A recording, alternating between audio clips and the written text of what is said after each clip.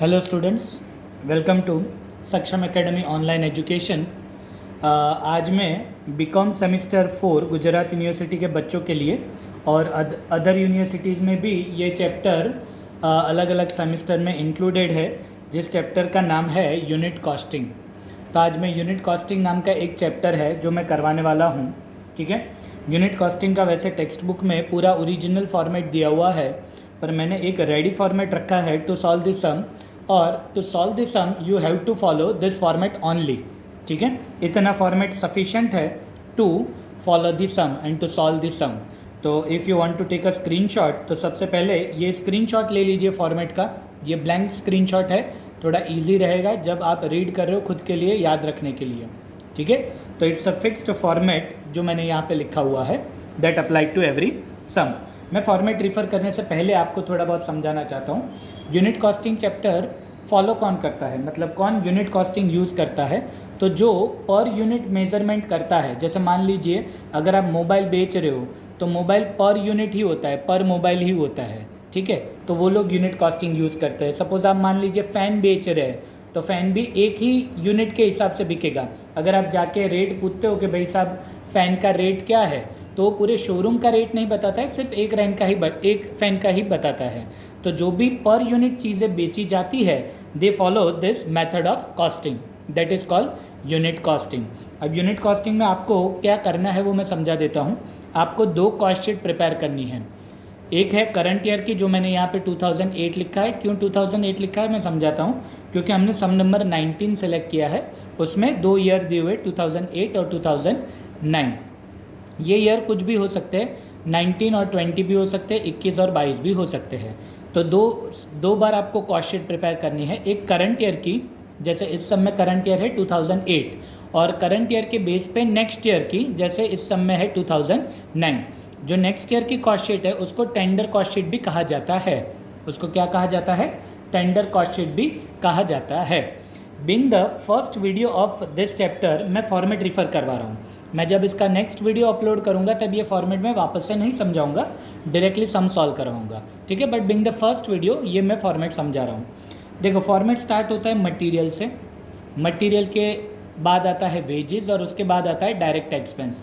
मैंने आप बच्चों के देखोगे तो मैंने प्लस या माइनस ऐसा कुछ नहीं लिखा है, क्योंकि पूरे फॉर्मेट में आपके सारी वैल्यू एक्यूमुलेटेड ही करती जानी है। एक्यूमुलेटेड मतलब प्लस ही करते जानी है। तो ये तीनों को मिला के जो आंसर आएगा उसको हम कहेंगे ए, जिसका नाम है प्राइम कॉस्ट। उसमें ऐड होगा फैक्ट्री ओवरहेड। फैक्ट्री ओवरहेड दो टाइप के आ सकते हैं, फिक्स्ड और वेरिएबल। ऐड होके जो आएगा उसे कहेंगे हम फैक्ट्री कॉस्ट। उसमें ऐड होता है ऑफिस ओवरहेड, जो बाय डिफ़ॉल्ट मेजॉरिटी फिक्स्ड होता है, इसीलिए मैंने लिख के रखा है फिक्स्ड। तो ऐड होके जो आंसर आएगा उसको हम कहेंगे सी, कॉस्ट ऑफ प्रोडक्शन। उसमें मैंने ऐड लेस लिखा है जिससे बच्चों को आसानी रहे। उसमें ऐड होता है opening stock of finish goods, जो मेजॉरिटी क्वेश्चन में नहीं होता है, और माइनस होता है closing stock of finish goods. वो कैसे ढूंढा जाता है वो मैं at the solution of the sum आपको एक्सप्लेन करूँगा। तो जो आंसर आएगा उसे कहा जाएगा डी, कॉस्ट ऑफ सेल्स। उसमें ऐड कीजिए सेल्स ओवरहेड। सेल्स ओवरहेड भी दो टाइप के आ सकते हैं, फिक्स्ड और वेरिएबल। दोनों को मिला के जो आंसर आएगा उसे कहेंगे टोटल कॉस्ट। उसमें ऐड कीजिए प्रॉफिट, तो आंसर आएगा सेल्स। तो it is the fixed format. ठीक है, अब दो टाइप के एक्सपेंस आए, वेरिएबल और फिक्स्ड। तो जब भी आप टेंडर कॉस्ट शीट बनाओगे, टेंडर कॉस्ट शीट मतलब 2009 की, तब मैं ये जो मैंने दोनों चीज़ें लिखी है, वेरिएबल पर यूनिट और फिक्स्ड अमाउंट, उसका मतलब क्या निकलता है मैं at the time of tender cost sheet मतलब 2009 की कॉस्ट शीट के टाइम पे समझाऊंगा। चलो, मैं बच्चों सम नंबर 19 शेयर कर रहा हूँ। अगर किसी के पास बुक नहीं है तो टेक अ स्क्रीनशॉट। ये सम नंबर 19 है, सुधीर प्रकाशन की बुक है, बीकॉम सेमेस्टर 4, पेज नंबर 130। ठीक है, अगर आपके पास बुक नहीं है या आप कोई अदर यूनिवर्सिटी में पढ़ रहे हो और यही चैप्टर आपको फॉलो करना है, तो आप इसका स्क्रीनशॉट ले लीजिए। ठीक है, it's a more than above average सम। ये स्टैंडर्ड सम है, ऐसे सम्स नॉर्मली यूनिवर्सिटीज़ में पूछे जाते हैं। ठीक है, चलो, आई होप आपने स्क्रीनशॉट ले लिया होगा। अब मैं सम एक्सप्लेन करने जा रहा हूँ। नियत limited has produced and sold 5000 units of clock at its 50% production capacity. मतलब कंपनी जितना, फैक्ट्री जितना प्रोडक्शन कर सकती है उसके सिर्फ 50% पे अभी काम कर रही है, और 50% पे कितने यूनिट्स का मैन्युफैक्चरिंग कर रही है? 5000 यूनिट्स का मैन्युफैक्चरिंग अभी कर रही है। इन द ईयर 2008, चलो भाई पता चल गया मैंने क्यों 2008 और 2009 लिख के रखा है। ये 2008 का डेटा है, उसके बेसिस पे हमें देखो यहाँ पे मैंने पेन रखी है वो पढ़ो। 2009 का डेटा प्रिपेयर करना है। तो 2008 का डेटा दिया हुआ है material, labour, direct expense, factory के ब्रैकेट में है 50% वेरिएबल। 50% वेरिएबल का मतलब हो गया 50% फिक्स्ड। फिर सेलिंग है, उसमें लिखा है 60% फिक्स्ड, तो ऑटोमेटिकली मतलब हो गया 40% वेरिएबल। ऑफिस के ब्रैकेट में लिखा है फिक्स्ड और सेल्स भी दिया हुआ है, जिससे बीच का डिफरेंस आपको मिल जाएगा प्रॉफिट। और उसके बेसिस पे ये 1 2 3 4 5 6 एडजस्टमेंट है, वो एडजस्टमेंट आपको कौन से ईयर के लिए है? 2009 के लिए। बट 2009 का अगर आपको टेंडर कॉस्ट शीट प्रिपेयर करना है तो पहले अच्छे से आपको 2008 का प्रिपेयर करना पड़ेगा, फिर ही आप 2009 का सॉल्व कर पाओगे। तो देखो वो मैं सॉल्व कर रहा हूँ 2008 का, ठीक है। अब 2008 में मैं टॉप पे ये दो चीज़ें लिख देता हूँ जिससे आसानी रहे। वो है प्रोडक्शन और सेल्स। प्रोडक्शन और सेल्स अगर आपने पहली लाइन पढ़ी हो तो 5000 यूनिट्स है, मतलब 2008 में यूनिट्स मैन्युफैक्चर भी हो रहे हैं 5000 और सोल्ड भी हो रहे हैं 5000। तो चलो फॉर्मेट के हिसाब से चलते हैं। मटेरियल है 5 लाख। आपको बच्चे क्या करते जाना है, साथ साथ में पर यूनिट भी ढूंढते जाना है। कैसे ढूंढोगे? ये मैंने 5 लाख लिखा, डिवाइडेड बाय कितने यूनिट्स है पहले साल के? 5000। सो 5 लाख डिवाइडेड बाय 5000, तो आंसर आएगा पर यूनिट का 100। फिर लेबर मतलब वेजेस होता है, लेबर बोलो वेजेस बोलो सबका मतलब एक ही निकलता है, 3 लाख है। डिवाइडेड बाय 5000 पे पूरे टेबल को 5000 से ही डिवाइड करना है, तो हो जाएगा 60 रुपीज़। और डायरेक्ट एक्सपेंस दिए हुए 1 लाख, उसको डिवाइडेड बाय 5000 करोगे तो हो जाएगा 20। तो यहाँ तक का टोटल जो आंसर आएगा उसे कहा जाएगा प्राइम कॉस्ट। तो मतलब 100, 60, 20, पर यूनिट का टोटल आ रहा है 180, 5 लाख, 3 लाख, 1 लाख, तो अमाउंट का टोटल आ रहा है 9 लाख। इसको कहा जाएगा प्राइम कॉस्ट, ठीक है। चलो अब बारी आती है फैक्ट्री ओवरहेड की। फैक्ट्री इनडायरेक्ट एक्सपेंस क्वेश्चन में 2 लाख रुपीज़ दिए हुए। अगर आपने स्क्रीनशॉट दिया है तो स्क्रीनशॉट पे देख लीजिए, टेक्स्ट बुक है तो टेक्स्ट बुक में देख लीजिए। फैक्ट्री एक्सपेंस 2 लाख रुपए है, जिसमें क्लियरली लिखा है 50% वेरिएबल। चलो 2 लाख के 50% निकालो तो 1 लाख होंगे। तो देखो फैक्ट्री ओवरहेड मैंने हेडिंग रखा है, उसके नीचे 2 है, फिक्स्ड और वेरिएबल। तो वेरिएबल के सामने मैंने रख दिया 1 लाख। तो 50% वेरिएबल है तो 50% ऑटोमेटिकली फिक्स्ड हो गया, तो मैंने फिक्स में भी लिख दिया 1 लाख। डिवाइडेड बाई 5000, तो मतलब दोनों में 20 रुपीज़ आएंगे। तो ऐड करते जाना है, ऐड करते जाना मतलब किस तरह से? प्राइम कॉस्ट का जो आंसर आया ना उसमें ये 20 ऐड करते जाना है, कैरी फॉरवर्ड होता जाता है। तो जो आंसर आएगा उसे कहा जाता है फैक्ट्री कॉस्ट। तो 220 आ रहा है और अमाउंट का टोटल आ रहा है 11 लाख, ठीक है। चलो office overhead by default fixed ही होता है। Office overhead by default fixed ही होता है, जो यहाँ पे दिया हुआ है 1,50,000। डिवाइडेड बाय 5000 करो तो पर यूनिट आएगा 30। तो यहाँ तक का जो टोटल आएगा मतलब 220 में 30 ऐड कीजिए तो 250 आ रहा है, जिसको कहा जाएगा कॉस्ट ऑफ प्रोडक्शन। और 11 लाख में 1,50,000 ऐड कीजिए तो अमाउंट आएगा 12,50,000। अब उसमें ऐड करना है ओपनिंग स्टॉक और लेस करना है क्लोजिंग स्टॉक। पर बच्चों यहाँ पे पढ़ो, प्रोडक्शन कितने यूनिट्स है? 5000। सेल्स भी कितने यूनिट्स है? 5000। मतलब कोई भी स्टॉक बच नहीं रहा है, इसलिए मैंने कर दिया डैश। तो सेम का सेम आंसर रिपीट होगा, जिसे कहा जाएगा कॉस्ट ऑफ सेल्स। 250 और 12,50,000। चलो उसमें ऐड होता है सेल्स ओवरहेड। सेल्स ओवरहेड आपको क्वेश्चन में दिए हुए हैं 1 लाख रुपये, 1 लाख रुपीज़, और उसमें लिखा है ब्रैकेट में 60% फिक्स्ड। क्या लिखा है? 1 लाख के 60% फिक्स्ड। तो 1 लाख के 60% निकालो तो 60,000 मैंने लिख दिया फिक्स्ड में। तो ऑटोमेटिकली मतलब हो गया 40,000 वेरिएबल, 60% फिक्स्ड, तो बाकी के 40% वेरिएबल। 1 लाख के 60% 60,000, 1 लाख के 40% 40,000। डिवाइडेड बाय 5,000 करो तो 60,000 डिवाइडेड बाय 5,000 12 और 40,000 डिवाइडेड बाय 5,000 8। तो ऐड करते जाइए, तो जो आंसर आएगा उसे कहा जाएगा टोटल कॉस्ट।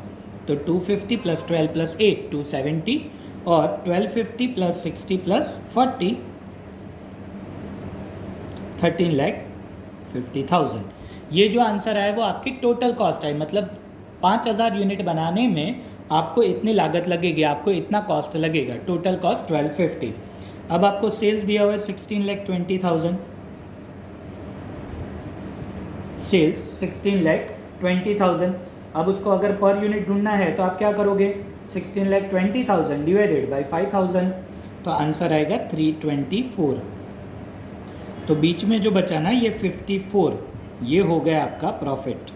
270 और 324 के जो बीच में बचा वो हो गया आपका प्रॉफिट। और अगर आप उसको यूनिट से मल्टीप्लाई करोगे तो प्रॉफिट आपको अमाउंट में भी मिल जाएगा 2,70,000। ये भी दोनों का डिफरेंस ही हुआ। ठीक है, तो बच्चों फर्स्ट ईयर की कॉस्ट शीट तो बहुत ईजी है। अगर आपको फॉर्मेट याद है तो सारी वैल्यू फर्स्ट ईयर की, मतलब इस सम में जैसे फर्स्ट ईयर है 2009, तो वो क्वेश्चन में अवेलेबल ही होती है। जो मगजमारी करनी है ना वो वेरिएबल में 2009 में करनी है, टेंडर कॉस्ट शीट में करनी है। ठीक है, तो चलो टेंडर कॉस्ट शीट में फुर्सत से समझा रहा हूँ, पर उससे पहले याद है भी ये जो 5000 यूनिट्स थे, सम की पहली लाइन पढ़ो, वो कितने परसेंटेज कैपेसिटी पे थे, 50% कैपेसिटी पे। अब अगर आपके पास बुक है तो बुक में देखो या तो स्क्रीनशॉट में देखो, एडजस्टमेंट नंबर 1 में क्या लिखा है उसके लिए मैं वर्किंग नोट नेक्स्ट पेज पे कर रहा हूँ, यहाँ पे कर रहा हूँ। क्या लिखा है, the output will be at its full capacity. Output मतलब प्रोडक्शन, वो फुल कैपेसिटी पे होगा। फुल कैपेसिटी का मतलब 100% कैपेसिटी हम नेक्स्ट ईयर यूज़ करेंगे।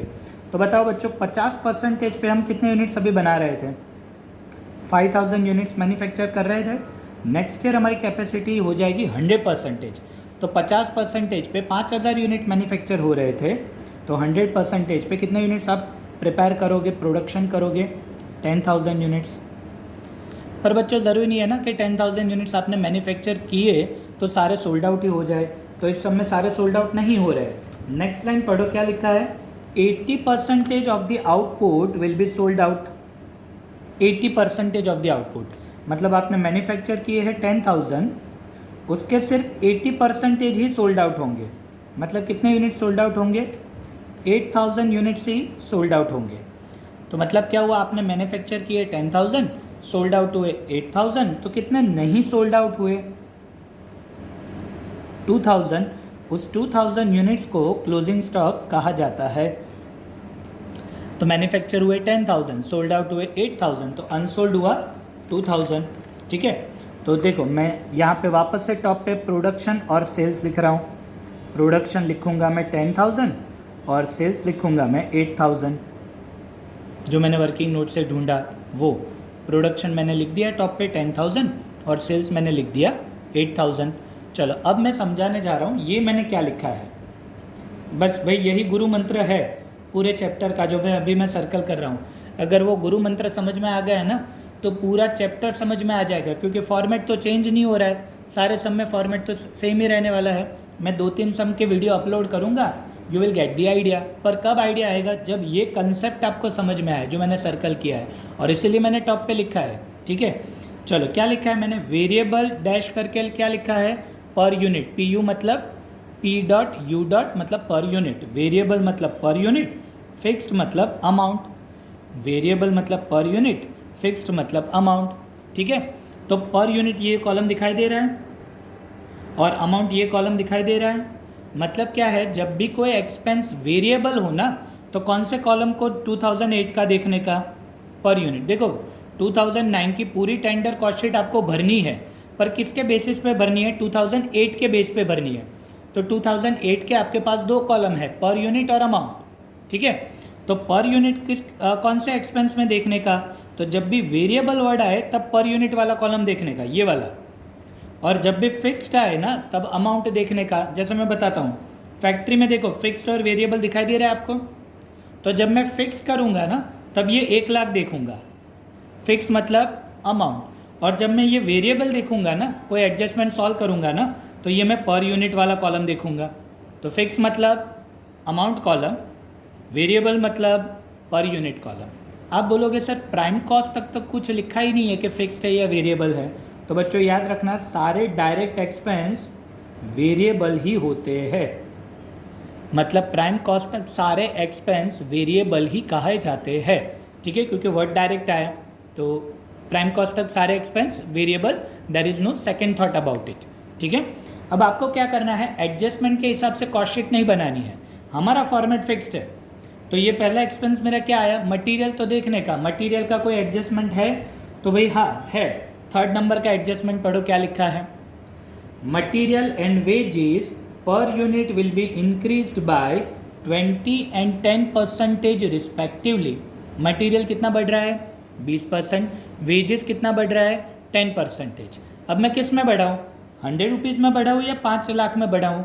तो वैसे तो क्वेश्चन में आप ध्यान से पढ़ोगे तो पर यूनिट ऐसा वर्ड लिखा है, ठीक है, पर कोई अच्छा पेपर सेटर है, मान लो उसने पर यूनिट वर्ड ही नहीं लिखा है, तो आपको याद रखना है रूल कि प्राइम कॉस्ट तक सारे वेरिएबल, वेरिएबल मतलब पर यूनिट।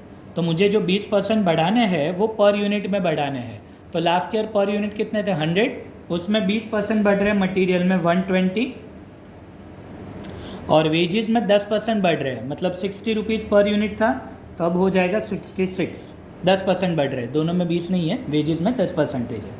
अब मल्टीप्लाई करो, क्योंकि मुझे अमाउंट का कॉलम भी चाहिए, तो अमाउंट कैसे ढूंढोगे, तो आप बोलोगे सर यहाँ पे तो 2 यूनिट्स है, 10,000 भी है और 8,000 भी है, किससे मल्टीप्लाई करें? तो देखो ये आपको वर्ड दिखाई दे रहा है मेरी, जहाँ पे पेन है, देखो कॉस्ट ऑफ प्रोडक्शन लिखा है। जब तक आप कॉस्ट ऑफ प्रोडक्शन तक नहीं पहुँच जाते तब तक प्रोडक्शन से मल्टीप्लाई करना है। कितना है प्रोडक्शन 10,000, वापस से जब तक कॉस्ट ऑफ प्रोडक्शन तक नहीं पहुँच जाते तब तक प्रोडक्शन के यूनिट 10,000 और उसके नीचे सेल्स के यूनिट्स मतलब 8,000। तो अभी मुझे मल्टीप्लाई करना है 10,000 से, सो 120 into 10,000 will be 12 lakh, 66 multiply with 10,000 will be 6,60,000। चलो यहाँ तक हो गया। अब डायरेक्ट एक्सपेंस, तो मैंने सारे एडजस्टमेंट्स पढ़े, मुझे कहीं पे भी डायरेक्ट एक्सपेंस के बारे में कुछ भी नहीं दिखा, तो मतलब क्या वो नहीं होगा डायरेक्ट एक्सपेंस? नहीं होगा, पर उतना ही होगा जितना प्रीवियस ईयर में था। The amount will not be change. ठीक है, तो मैं कौन सी अमाउंट चेंज ना करूँ, 20 रुपये या 1 लाख? मतलब नेक्स्ट ईयर अगर कुछ नहीं लिखा है तो 20 रिमेन द सेम और 1 लाख रिमेन द सेम। तो इसलिए वापस से कंसेप्ट में जाने का, प्राइम कॉस्ट तक सारे एक्सपेंस वेरिएबल, वेरिएबल मतलब पर यूनिट 20 रुपये थे, इस साल भी 20 रुपये ही होंगे। अंडरस्टूड? अगर कुछ नहीं लिखा है और एक्सपेंस वेरिएबल है तो per unit will remain the same, मतलब 20 remain the 20 only, multiply with 10,000,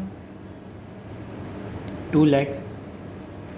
ठीक है, तो आंसर क्या आएगा सबको मिला के 120, 66 और 20 सभी को प्लस करके आएगा 206।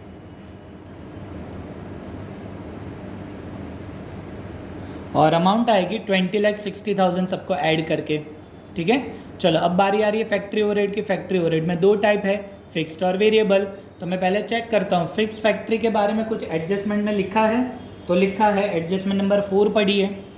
क्या लिखा है, factory office selling and distribution overhead into bracket fixed will increase by 50,000, 40,000 and 20,000 respectively. मतलब क्या कहा है, सब में जितने भी फिक्स्ड एक्सपेंस है सभी बढ़ रहे हैं।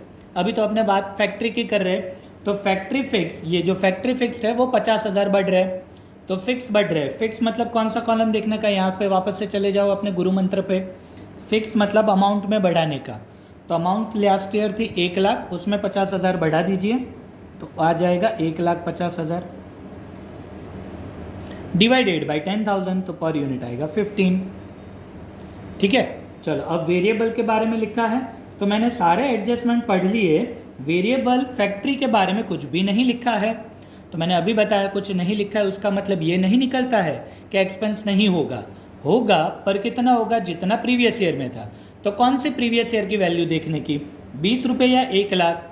तो वापस से गुरु मंत्र, वेरिएबल मतलब पर यूनिट, तो लास्ट ईयर थे 20 रुपये, इस साल भी होंगे 20 रुपये, मल्टीप्लाई विथ 10,000, 2 लाख। तो सभी को ऐड कीजिए, एक्यूमुलेटेड करते जाना है। 241 और 24 लाख 10,000 आ रहा है, 241 और 24 लाख 10,000। चलो अब मुझे ऐड करने हैं ऑफिस ओवरहेड। ऑफिस ओवरहेड है फिक्स्ड, जो मैंने ऑलरेडी एडजस्टमेंट पढ़ चुका हूँ, एडजस्टमेंट नंबर 4, ऑफिस ओवरहेड कितने बढ़ रहे थे 40,000। भाई वापस से फिक्स्ड बढ़ रहे हैं, फिक्स्ड मतलब अमाउंट, तो लास्ट ईयर अमाउंट थी 150, उसमें 40,000 ऐड कीजिए तो 1,90,000 आएंगे, डिवाइडेड बाई 10,000 तो पर यूनिट आएगा 19, ऐड करते जाइए तो 260 और 26 लाख आ रहा है, 260 और 26 लाख। अब याद है बच्चों ओपनिंग स्टॉक तो इस सब में नहीं है, पर मैं नेक्स्ट पेज घुमाता हूँ, क्लोजिंग स्टॉक है, ये रहा। कितने यूनिट्स था क्लोजिंग स्टॉक, 2000 यूनिट्स था, पर मुझे तो उसकी अमाउंट चाहिए ना, तो कैसे मैं ढूंढूंगा, मैं ब्रैकेट में लिख रहा हूँ, बाद में समझाता हूँ।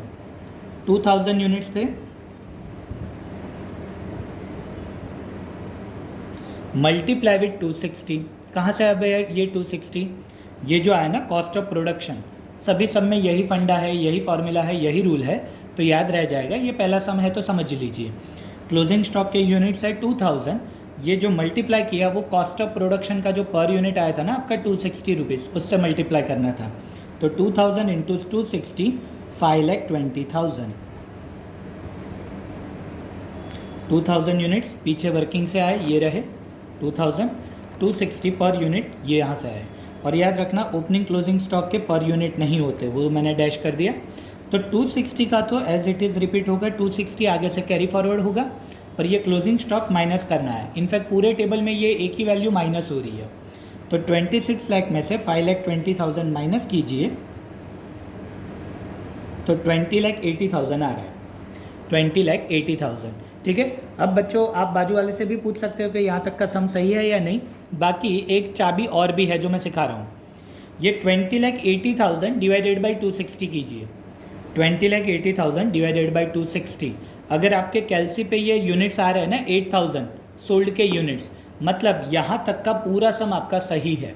वापस से 20,80,000 डिवाइडेड बाई 260 कीजिए, अगर 8,000 यूनिट्स मैच हो रहे हैं तो मतलब आपका यहाँ तक के सारे वर्किंग सही है। आई होप आपने चेक किया होगा और सही ही होगा। ठीक है, चलो अब मुझे एक चीज़ ये याद रखनी है कि कॉस्ट ऑफ प्रोडक्शन तक मुझे ये प्रोडक्शन के यूनिट्स यूज़ करने थे 10,000, कॉस्ट ऑफ प्रोडक्शन तक मुझे 10,000 यूनिट्स यूज़ करने थे, पर अब मुझे बाकी का टेबल 8,000 यूनिट्स पे प्रिपेयर करना है। ठीक है, तो चलो sales overhead fixed, adjustment number 4 में ऐसा कहा था 20,000 बढ़ रहे, 20,000 इंक्रीज हो रहे हैं, तो फिक्स मतलब अमाउंट, तो 60,000 थे, 20,000 बढ़े 80,000। और बच्चों याद क्या रखना है, अब डिवाइडेड बाय 8,000 करने हैं, नॉट 10,000, तो 80,000 divided by 8,000 per unit it will be 10। और वेरिएबल के बारे में लिखा है, एडजस्टमेंट नंबर 5 में लिखा है variable selling expense will increase 25% per unit. वैसे लिखा ही है वेरिएबल है तो पर यूनिट में ही इंक्रीज होगा, तो पर यूनिट था लास्ट ईयर 8 रुपये, उसमें 25% बढ़ रहा है, तो 8 रुपये में 25% इंक्रीज़ कीजिए, बढ़ाइए, प्लस कीजिए, तो वापस से 10 रुपये आएगा। मल्टीप्लाई किससे करना है बच्चों, 10,000 से नहीं, 8,000 से, 80,000। तो सब कुछ मिला के आया 280 और ये मिला के आया 22,40,000, 22,40,000। ठीक है, अब आगे क्या करोगे, तो अब बाकी बचा सिर्फ प्रॉफिट। ठीक है, अब प्रॉफिट के बारे में मेजॉरिटी केस में, मतलब मेजॉरिटी सम्स में एक ही ट्रिक दी हुई है और वो मैं सिखा देता हूँ। पढ़ो, एडजस्टमेंट नंबर 6 में क्या लिखा है, rate of profit on cost will remain same. पढ़ लो पहले, फिर मैं वैल्यूज़ कहाँ से आएगी वो मैं बताता हूँ, वापस से पढ़ लीजिए। Rate of profit on cost will remain same. अब देखो इसका मतलब क्या, प्रॉफिट सेम नहीं रह रहा है बच्चों, rate of profit remain same. तो कैसे ढूंढा जाए, तो देखो मैं सबसे इजी ट्रिक सिखा रहा हूँ। ठीक है, पहले यहाँ पे देख लो, फिर मैं वर्किंग नेक्स्ट पेज पे दिखा रहा हूँ, यहाँ पे थोड़ा कंजस्टेड हो जाएगा। लास्ट ईयर की कॉस्ट बताओ कितनी थी, पर यूनिट ही पकड़ लो, 273, तो 270 थी, तो प्रॉफिट कितना था 54, तो 270 पे प्रॉफिट 54 हो रहा है, तो 280 पे हाउ मच। मैं वापस से वर्किंग पीछे दिखाता हूँ, यहाँ पे वापस से देख लो, जब भी ऐसा लिखा हो same rate of profit, maintain the same rate of profit, not change, no change in rate of profit, तब ऐसे ही वर्किंग करने की ये सबसे इजी ट्रिक है। वापस से लास्ट ईयर का कॉस्ट कितना था 270, तो प्रॉफिट कितना था 54, तो इस साल की कॉस्ट कितनी है 280 टू हाउ मच, मैं लिख के आपको दिखाता हूँ। 270 पे प्रॉफिट था 54, तो 280 पे हाउ मच, तो 56 आएगा। तो प्रॉफिट आपका आ गया पर यूनिट 56। बच्चों याद है ना, मल्टीप्लाई विथ 10,000 नहीं करने हैं, मल्टीप्लाई विथ 8,000 करने हैं। तो 56 इंटू 8,000 कीजिए, 4,48,000 आएगा। और सबको मिला के